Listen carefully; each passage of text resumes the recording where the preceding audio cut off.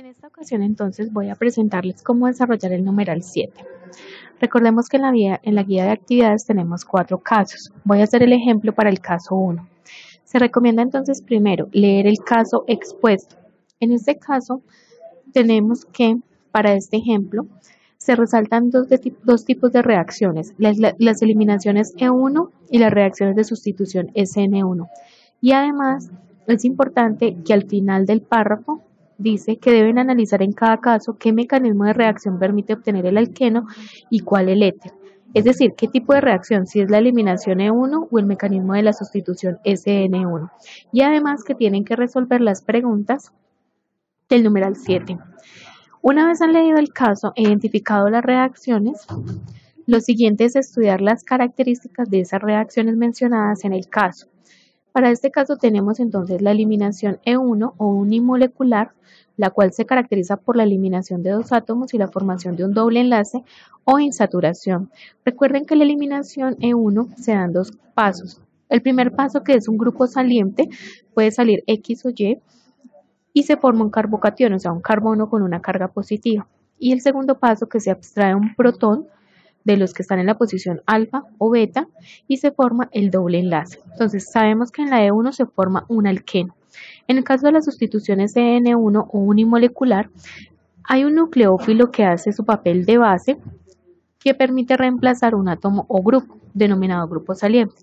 Como vemos en la reacción, vemos que el nucleófilo, que en este caso es Y, ataca al carbono de la cadena R y sale el grupo saliente, que en este sería el caso X. Vemos entonces que Y reemplazó a X y se podría formar entonces un éter o un alcohol dependiendo del tipo de nucleófilo que esté reaccionando en este caso. Una vez han identificado el tipo de reacciones, es importante analizar las reacciones que se dan en cada caso. Para el caso 1 tenemos el reactivo 1 que reacciona con etanol a 25 grados y forma un reactivo A, que es un alqueno, que se caracteriza por tener un doble enlace, y un producto B, que en este caso sería un éter. Un éter que se caracteriza porque en medio, al lado y lado del átomo de oxígeno se tienen cadenas carbonadas. Entonces ya sabemos, del reactivo 1 se obtiene el producto A, que es un alqueno, y un producto B, que es un éter. Como ya han identificado entonces en cada caso, deben determinar si para obtener el producto A es una reacción de sustitución o de eliminación o si para el producto B se utiliza una reacción de sustitución o eliminación unimolecular. Recuerden que entonces deben responder como punto 4, se sugiere que respondan las preguntas de 7.1 a 7.4 que están en el anexo 1 y que también están en la guía de actividades. La primera pregunta es que deben clasificar el compuesto denominado reactivo 1, es decir, este que está seleccionado acá, deben clasificarlo como un alcano, un cicloalcano y un halogenuro de alquilo.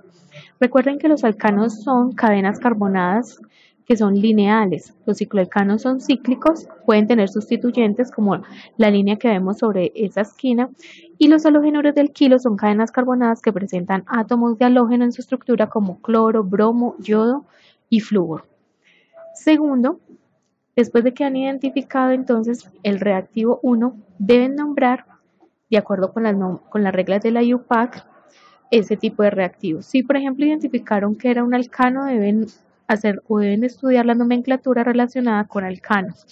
Si identificaron que es un halogenuro de alquilo, deben estudiar la nomenclatura relacionada con halogenuros de alquilo. Si identificaron que es un cicloalcano, deben estudiar la nomenclatura para cicloalcanos. Una vez han desarrollado la nomenclatura del reactivo 1, deben analizar el texto de la descripción e identificar el tipo de reacción en cada caso para obtener el producto A y el producto B. Y deben explicar por qué consideran que para obtener el producto A se obtiene a través de unas reacciones de N1 o E1 y cómo o por qué el producto B se obtiene a través de unas reacciones E1 o E1. Recuerden que tienen que seleccionar una de ellas. Y finalmente describen el nombre de la reacción en la pregunta 7.4. Es decir, si el producto A se obtiene a través de una reacción SN1, entonces ponen reacción SN1. Si el producto B se obtiene a través de una eliminación E1, entonces se ponen LE1. Lo que estoy recomendando ahora no es absoluto, es decir, ustedes deben analizar cada caso. No estoy dando las respuestas, sino que estoy explicando la forma como se debe desarrollar el numeral. Para finalizar entonces, les quiero recomendar qué deben hacer en los otros casos, porque recuerden que son otros 4 casos más. Entonces tenemos, para el caso 2, analizar las reacciones de eliminación bimolecular y de sustitución bimolecular. Para el caso 3 deben analizar las reacciones de adición y combustión. Y para el caso 4 deben analizar las reacciones de adición y de sustitución. Y de esa forma desarrollarlo como se le indicó paso a paso en las diapositivas anteriores. Si quieren profundizar en las reacciones, recuerde que en el sitio web, en la página principal abajo, hay un link que dice reacciones químicas. Allí pueden identificar las características de todas estas reacciones de una forma resumida. Espero les haya servido esta herramienta. Muchas gracias por la